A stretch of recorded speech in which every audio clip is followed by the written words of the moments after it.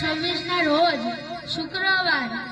મારી ચેહરમાંની વસંત પંચમી આવતી હોય અને મારે ધ્રુવર ખોડતને કુંવરસદ ભીખાબુઆની ટાઈગર ચેહરને યાદ કરી ગાવું હોય